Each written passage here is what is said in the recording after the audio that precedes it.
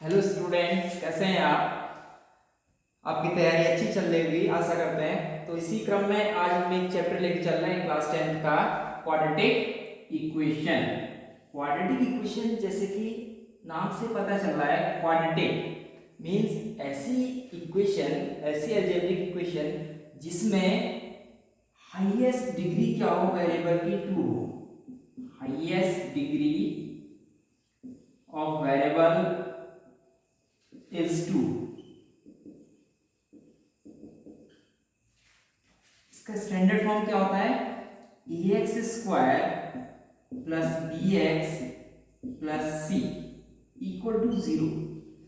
ऐसी इक्वेशन आपने, ऐसी पॉलिनोमियल आपने उसमें भी देखे थे चैप्टर सेकंड में। वहां पे क्या था? इक्वल टू 0 नहीं था। तो जब सिंपल अगर ax square plus bx plus c हो तब हम इसको क्वाड्रेटिक पॉलिनोमियल कहेंगे। अगर यहाँ पे इक्वल टू 0 भी आ जाए तो हम इसको क्वाड्रेटिक इक्वेशन कहेंगे। जैसे कि क्वाड्रेटिक इक्वेशन में एक कंडीशन और है, where e not equal to 0। ये इसका क्या है? Standard form. स्टैंडर्ड फॉर्म कभी भी क्वाड्रेटिक इक्वेशन का स्टैंडर्ड फॉर्म होगा ax square plus bx plus c equal to 0। यहाँ पे एक चीज लिखी हमने, a not equal to 0। a not equal to 0 क्यों लिखा? अगर a इक्वल 0 हो जाए, सपोज दैट अगर a इक्वल टू 0 भी हो जाता है तब क्या होगा? इसमें ये x स्क्वायर की टर्म 0 बन जाएगी। अगर ये टर्म 0 बन जाएगी तो हाईएस्ट डिग्री इसकी 1 हो जाएगी। अगर 1 होगी तो ये क्वाड्रेटिक पॉलिनोमियल ना होकर लीनियर पॉलिनोमियल हो जाएगा। तो ये इसके स्टैंडर्ड फॉर्म है। अब हम बात करेंगे, जैसे हमने पॉलिनोमियल में, क्वाड्रेटिक पॉलिनोमियल में जीरो फाइंड किए थे, तो ऐसे ही हम इसके सॉल्यूशन रूट्स कहते हैं। The solution of quadratic equation is known as its roots. जैसे वहां जीरोस थे ऐसे ही रूट्स। सपोज दैट एक क्वेश्चन है आपके लिए, एग्जांपल के लिए, x square plus 5x plus 6 equal to 0। अब एक इक्वेशन है, अगर इक्वल टू 0 अगर हम ना लिखें यहाँ पे, suppose that x square plus 5x plus 6, ये क्वाड्रेटिक पॉलिनोमियल है। इक्वेशन बनने के लिए यहाँ पे इक्वल टू 0 भी होना जरूरी है।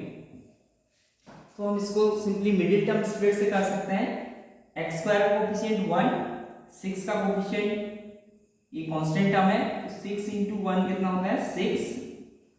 6 के ऐसे फैक्टर करना है जिसका सम क्या हो? 5 हो। 3 and 2, इसका फैक्टराइजेशन क्या हो जाएगा? 3x plus 2x plus 6 equal to 0। अभी देखिए यहाँ पे x कॉमन आ रहा है, x प्लस 3 प्लस 2 कॉमन आया, ये भी x प्लस 3 इक्वल टू 0।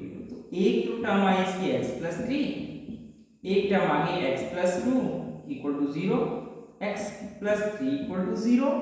तो यहाँ से x की वैल्यू क्या मिलेगी? -3। इसी के साथ अगर x प्लस 2 इक्वल टू 0, ये क्या हो जाएगा? x equal to -3। अब इसी इक्वेशन को हम करेंगे क्वाड्रेटिक फॉर्मूले से। इसके बाद हम बात करते हैं क्वाड्रेटिक फॉर्मूले की।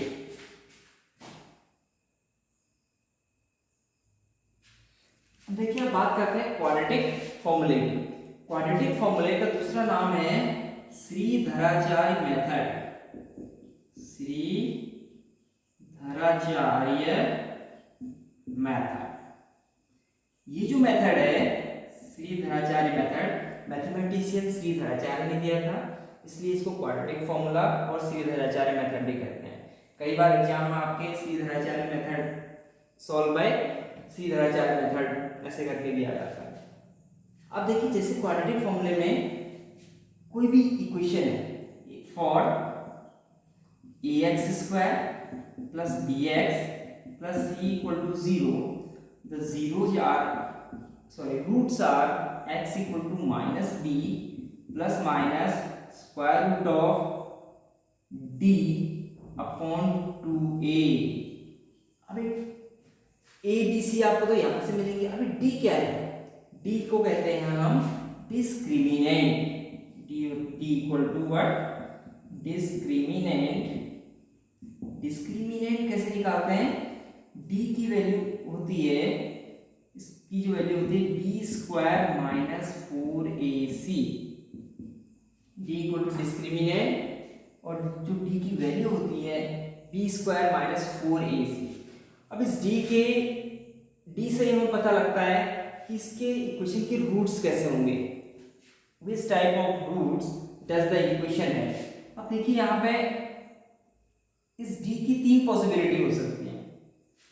अगर डी एक बार लेस देन 0 हो जाए, फर्स्ट केस, या तो ऐसा होगा डी छोटा हो जाए 0 से।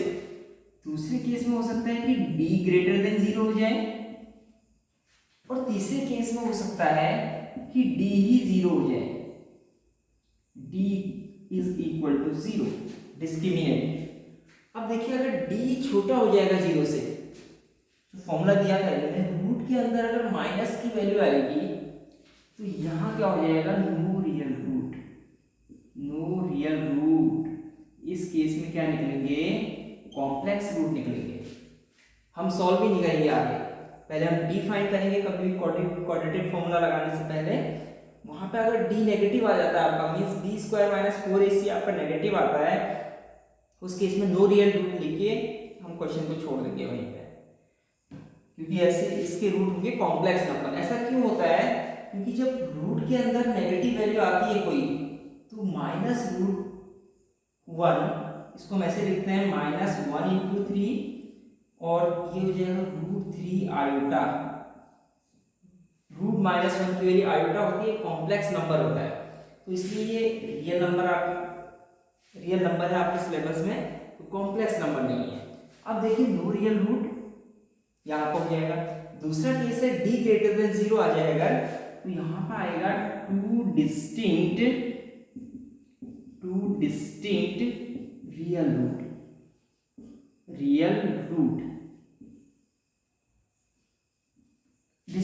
रूट। अगर डी की वैल्यू यहाँ पे 0 से बड़ी आएगी, कुछ भी वैल्यू आएगी, तो प्लस करने पे एक अलग वैल्यू आएगा, माइनस करने पे एक अलग वैल्यू देगा, तो दोनों रूट अलग अलग होंगे। और तीसरा नंबर का है डी इक्वल टू 0। अगर डी 0 आ जाए यहाँ पे, तो कुछ भी ऐड करो 0 में, कुछ भी सब्ट्रैक्ट करो, तो नंबर सेम रहेगा। यहाँ पर आता है 2 इक्वल रूट। इस केस में क्या होगा, 2 इक्वल रूट्स आएंगे। अब इसको हम समझते हैं थोड़ा एक एग्जांपल से। देखिए सेम एग्जांपल लेके चलते हैं, x square plus 5x plus 6 equal to 0। इसको हम सॉल्व करेंगे क्वाड्रेटिक फॉर्मूले से। सबसे पहले अगर आप कंपेयर करें ax square plus bx plus c quadratic equation के जनरल फॉर्म से, स्टैंडर्ड फॉर्म से, तो यहाँ से आप पाएंगे कि a की वैल्यू 1 आ जाएगी, x स्क्वायर का कोफिशिएंट, b की वैल्यू क्या आ जाएगी, d की वैल्यू आ जाएगी 5, और c जो है आपका आ जाएगा 6। सबसे पहला काम हमें फाइंड करना है d, डिस्क्रिमिनेंट। d फाइंड करेंगे तो ये क्या हो जाएगा, b square minus 4ac, b square minus 4ac। तो यहाँ से क्या हो जाएगा, b की वैल्यू है 5 स्क्वायर माइनस 4, a की वैल्यू है 1, c की वैल्यू है 6। तो यहाँ से आपको मिलेगा 25 माइनस 24, जो कि है 1, और 1 क्या है, इसका मतलब जो d है ग्रेटर देन 0 है, तो हम कौन से केस में पहुंच गए, सेकंड में। Hence d greater than 0, it has 2 distinct root. अगर सपोज दैट यहाँ d नेगेटिव आ जाता, तो आप यहाँ पे लिखते d लेस देन 0 और it has no real root, वहीं पर क्वेश्चन छोड़ देते। अब यहाँ पे हम सॉल्व करेंगे इसको, x इक्वल माइनस बी, देखिए फॉर्मूला होता है minus B plus minus square root D by 2a। अब d निकल चुका है, सब कुछ आ जाएगा यहाँ पे माइनस b की value minus 5 plus minus root 1 upon 2a into 1। इसको सॉल्व करेंगे, यहाँ पे हो जाएगा माइनस 5 प्लस माइनस 1/2। एक बार प्लस साइन लेते हैं, एक बार नेगेटिव साइन। अगर प्लस साइन लेंगे, now by taking plus sign, by taking plus sign, तो यहां पे क्या हो जाएगा, x की जो वैल्यू आएगी रूट की -5 प्लस 1/2, तो ये हो जाएगा -4/2, x इज -2। एक बार नेगेटिव साइन लेंगे बाय टेकिंग माइनस साइन, तो यहां से क्या हो जाएगा, x इक्वल टू -5, अब -1 लेंगे प्लस की जगह, बाय 2 -6/2 दैट इज -3। तो इसके दो रूट आए -2 -3 जो कि डिस्टिंक्ट है। ये जो डी बताता है हमको नेचर ऑफ रूट। कई बार एग्जाम में क्वेश्चन आता है find the nature of root. तो नेचर ऑफ रूट हमारे 3 टाइप के होते हैं। एक बार रिपीट कर रहा हूँ लास्ट में, बहुत इंपॉर्टेंट है। अगर d ग्रेटर देन 0 आ जाए तो आपके पास 2 डिस्टिंक्ट रूट आएंगे, डिस्टिंक्ट रियल रूट। अगर d लेस देन 0 आ जाए तो नो रियल रूट, क्योंकि d नेगेटिव नहीं हो सकता, ध्यान रखना रूट के अंदर। और अगर d इक्वल टू 0 आ जाए तो आपके पास 2 इक्वल रूट आएंगे। So very important basic concept. इसके बाद हम एक्सरसाइज करेंगे कल 4.1। So thank you so much.